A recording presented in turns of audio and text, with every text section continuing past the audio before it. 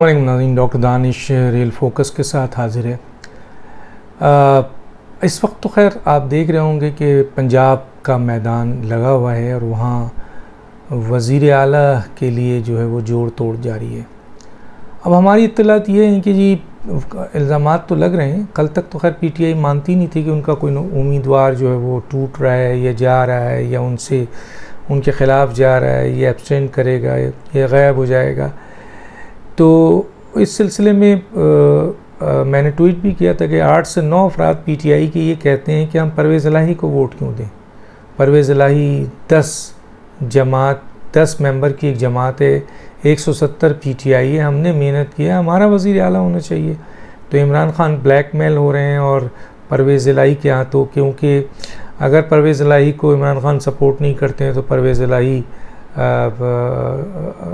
हुकूमत के साथ मिल जाएंगे और इस तरीके से पंजाब में इक़्तिदार का ख्वाब ख़त्म हो जाएगा। तो इमरान खान साहब कॉम्प्रोमाइज़ कर रहे हैं, ब्लैकमेल हो रहे हैं, जो भी है, लेकिन उनके जो मेंबर्स हैं वो इस बात पे बड़ा शदीद बरहम है। इवन शाह महमूद कुरैशी साहब भी इस सिलसिले में बरहम है कि क्योंकि उनको लास्ट टाइम वज़ारत आला नहीं दी गई, उनको हराया गया। तो इस दफ़ा जो है वो ये कहते हैं कि उनका भी ये कहना है कि पीटीआई से हो। इसी तरह पीटीआई पंजाब के बहुत सारे लोग इस बात पर बहुत ज़्यादा नाराज़ हैं। तो 8, 9, 10, 1 दर्जन के करीब लोग जो हैं वो परवेज़ इलाही को वोट देने के लिए तैयार नहीं। लेकिन इसमें ये बात आ रही है कि जी लेन देन हो रहा है, ख़रीद व फ़रोख्त हो रहा है। तो इस पे तो खैर मैं किसी वक्त करूँगा कि ख़रीद व फ़रोख्त कहाँ से शुरू हुआ, क्या पहले ख़रीद व फ़रोख्त नहीं हुआ, ये इससे पहले ख़रीद नहीं हुआ, शरकपुरी के हवाले से ख़रीद व फ़रोख्त नहीं हुआ। उन्होंने तो कसम भी नहीं खाया जब हमने कहा कि भाई आप 1 रुपया लिया है तो कह देते जी कुरान की कसम हमने 1 रुपया भी नहीं लिया। हालांकि कुरान की कसम उन्होंने ख़ुद तो खाई, इसलिए ये कह कर के शेख रशीद को नहीं जानते हैं, लेकिन इस पर नहीं खाई। तो बहरहाल इसमें बहुत सारी चीज़ें हैं। लियास चिनोटी भी आ गए, उन्होंने कहा कि जी मुझे भी पैसे की ऑफ़र दी हुई है। तो माजी में भी मेंबर्स बिकते रहे। लेकिन इम्पॉर्टेंट बात यह है कि पीटीआई में मौजूद पाकिस्तान के सबसे बड़े लोटे, जो मल्टीपल लोटे हैं, वो जो है ना वो दूसरों को लोटे कह रहे हैं। ये बहुत बड़ा मजाक है। बहरहाल इम्पॉर्टेंट बात यह है कि जी जस्टिस जावेद इकबाल, जिसको मैंने कहा था कि जी उनका वारंट इशू हो गया, उनकी गिरफ़्तारी जो है वो अगर वो नहीं आए तो उनको गिरफ़्तार कर लिया जाएगा। 4 अफराद ऐसे हैं जिनमें से 3 गिरफ़्तारी और 1 नाअहली की तरफ जा रहा है। इमरान खान साहब का एक केस जो है इस वक्त है और इसकी इलेक्शन कमीशन एक तो फॉरेन फंडिंग केस देख रहा है, एक तौहीन अदालत केस देख रहा है, जिसमें इमरान खान साहब ने चीफ इलेक्शन कमिश्नर और इलेक्शन कमीशन से संगीन इल्ज़ाम लगाए। और इस सिलसिले में कानून और आइन मौजूद है 204 का कि जी वो तौहीन अदालत का केस बनता है। और मेरा ख्याल है इमरान खान के पास कोई सबूत नहीं है, वरना पब्लिक में वो सबूत दे देते। तो खान साहब के लिए बड़ा मुश्किल है। अब वो ट्रांसक्रिप्ट ये वो सारी चीज़ें मंगा ली गई हैं और अब ये रहम करम पे हैं आपके इलेक्शन कमीशन के। और इलेक्शन कमीशन में बज़ाहिर इनकी जो बातें हैं वो पूरी दुनिया ने सुनी हैं और बहुत बड़े बड़े इल्ज़ाम लगाए हैं। उन्होंने तौहीन की अदालत की, हालांकि वो वहाँ मुलज़िम है फॉरेन फंडिंग केस में। तो तौहीन अदालत के केस में इमरान खान साहब नाअहल होने वाले हैं और 3 साल के लिए उनको क़ैद भी हो सकती है। वो इलेक्शन कमीशन फ़ाइनल फ़ैसला सिर्फ नाअहलियत पे करती है या उनको क़ैद करती है। तो 3 साल के लिए जा रहे हैं। फॉरेन फंडिंग केस में तो यकीनन इनके ऊपर बहुत बड़े बड़े केसेस बनेंगे और फेडरल गवर्नमेंट भी बनाएगी और नाअहलियत भी बनती है और इनकी गिरफ़्तारी भी हो सकती है। इसी तरीके से जस्टिस जावेद इकबाल साहब को आपने देखा कि जी पूरी तरीके से पब्लिक जो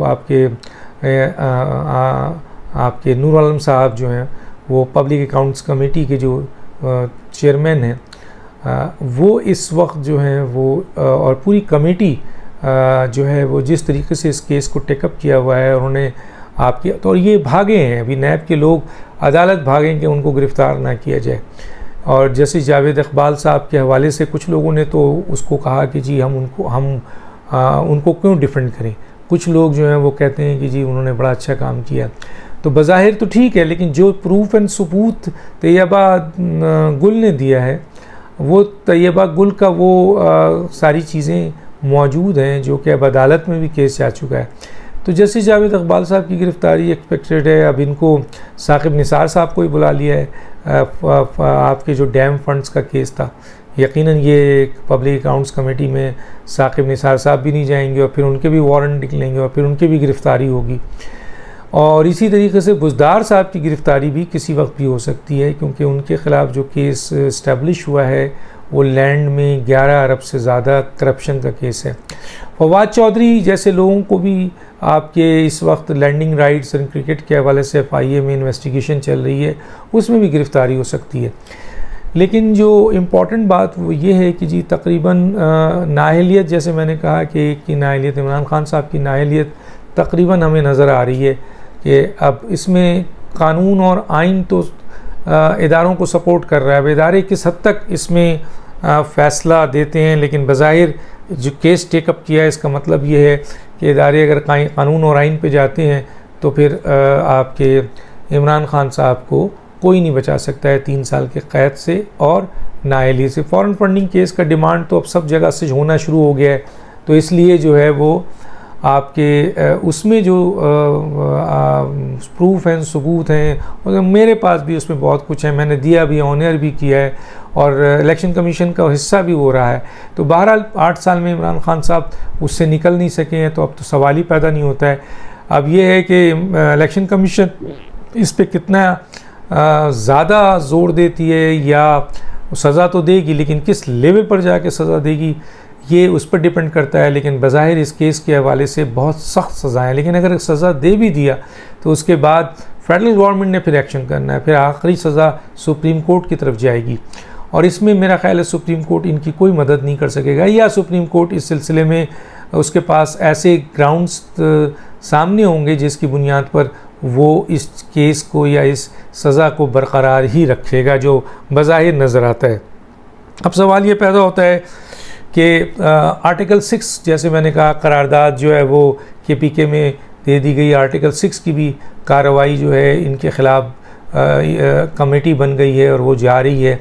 और इमरान खान कहते हैं कि हम लगा के दिखाओ आर्टिकल 6। परवेज़ मुशर्रफ साहब पे जब आर्टिकल 6 लगी थी तो वो दौड़ रहे थे, भाग रहे थे।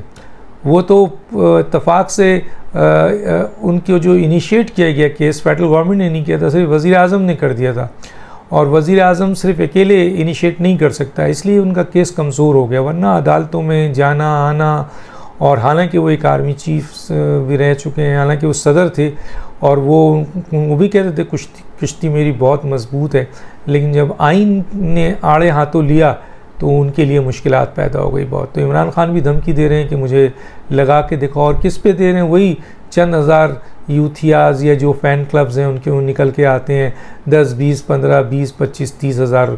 तो 10, 20, 15, 20, 25, 30 हज़ार जो है वो पाकिस्तान की 25 करोड़ आबादी नहीं है, इवन के 12 करोड़ 10 लाख वोटर्स भी नहीं हैं, इवन के जो 3.5 करोड़ से ज़्यादा साइलेंट वोटर है वो भी नहीं है, मतलब चंद हज़ार लोग हैं। इसके ऊपर इमरान खान साहब धमकी देते हैं, और वो देख भी चुके हैं अपनी ताकत को। जब लॉन्ग मार्च के लिए उन्होंने कॉल दी थी तो उस वक्त पंजाब से सिर्फ 2000 अफराद निकले थे। तो खैर ये बड़ी एक आर्टिकल 6 भी इनके सामने है। इसी तरीके से इमरान खान के बारे में मैं बता दूं आपको, जिस तरीके से अभी उन्होंने कहा था, शेख रशीद ने अपने बयान में, कि इमरान खान साहब ने कहा है कि इस्टेब्लिशमेंट के ख़िलाफ़ अब कोई नहीं बोलेगा। तो ये क्यों कहा है? असल में मसला ये है कि इस्टेब्लिशमेंट ने तो ये साबित कर दिया कि वो ज़िमनी इंतखाब में जो उन पर संगीन इल्ज़ामात लगाया था, उन्होंने साबित कर दिया कि वो अब इन किसी खेल में अब नहीं है। तो इमरान खान की ये संगीन इल्ज़ामात पे वो रिएक्ट नहीं किया, ये उनकी शराफत है, और ये उनकी मसलन बड़ी बात है कि उन्होंने इसको रिएक्ट नहीं किया। वरना अगर कोई और जर्नल्स होते हैं या कोई और लोग होते तो ऐसा रिएक्शन आता है कि शायद इनके परख्चे उड़ जाते। दूसरी तरफ ये है कि जी अब ये मुसलसल आज भी देखें, फवाद चौधरी, शेख रशीद, ख़ुद इमरान खान साहब इदारों को फिर घसीट रहे हैं कि आइए पना कीजिए, इलेक्शन कराइए, हम ज़िमनी इंतखाब जीत गए हैं। ज़िमनी इंतखाब पूरी पंजाब की कौम ने हमारे हिमायत में फ़ैसला दे दिया है। हालांकि 297 जनरल सीट में से सिर्फ 20 सीट ने दिया, और 20 सीट भी वो जो PTI की थी, और मैंने आपको बता दिया दोनों तरफ 15% वोट बढ़े हैं। PMLN तो वहाँ थी नहीं, एक सीट भी नहीं थी, अब तो 4 सीट है उसके पास, 5 सीट है, इनके पास 15 सीट है।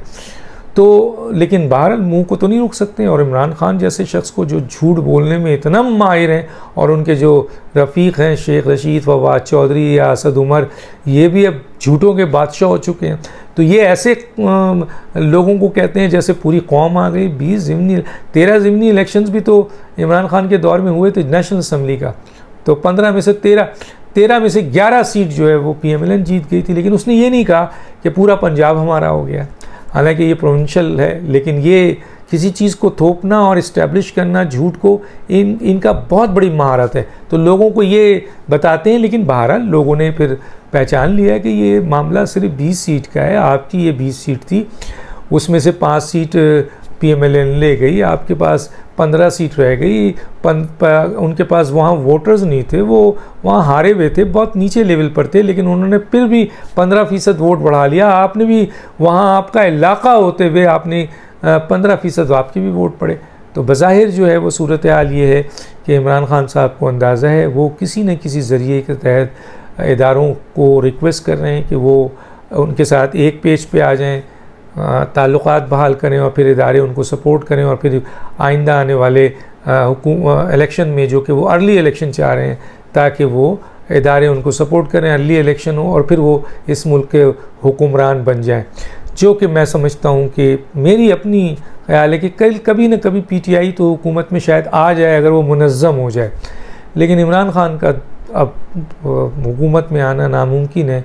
कोई उनको बता नहीं सकता, क्योंकि उनके सामने वही बात की जाती है जो उनको पसंद आती है, और जो पसंद नहीं है, जो बात सच बोलते हैं उसको वो बहुत तेज़ी से दूर करते हैं, बल्कि उसको किक आउट कर देते हैं। तो इसलिए उनके इर्द गिर्द खुशामदियों का एक टोला है जो उनको उनकी हुकूमत को तबाह करने में और अब उनकी सियासत को तबाह करने में अहम किरदार अदा कर रहा है। फ़ौज की तरफ से जिस तरीके से सारी चीज़ें, वो एब्सोल्युटली नॉट है, वो न्यूट्रल है, वो किसी भी मामले में नहीं है, और ना इनकी तरफ है ना उनकी तरफ है। अगर इमरान खान साहब चंद हज़ार अपने फ़ैन क्लब्स की बुनियाद पर धमकियां देने से बाज नहीं आते हैं, तो आने वाले वक्त उनको बता देगा कि उनके साथ कौम खड़ी है, ये चंद हज़ार यूथियाज़। डॉक्टर दानिश को याद दीजिए। अल्लाह हाफ़िज़।